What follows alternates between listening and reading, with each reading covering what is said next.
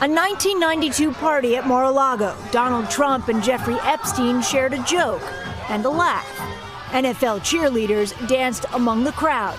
The video from NBC's archives was shot more than a decade before Epstein served 13 months in a Florida jail for procuring a minor for prostitution.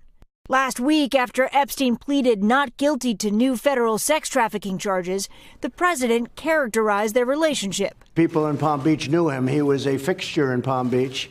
I had a falling out with him a long time ago. I don't think I've spoken to him for 15 years. I wasn't a fan. But in a 2002 magazine article, Trump called Epstein a terrific guy, adding, "It is even said he likes beautiful women as much as I do, and many of them are on the younger side."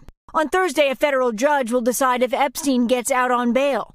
Prosecutors have argued he is both a risk to the public and a flight risk, citing his more than $500 million wealth, piles of cash, loose diamonds, and an expired foreign passport under a different name, but with Epstein's photo, his residence listed as Saudi Arabia.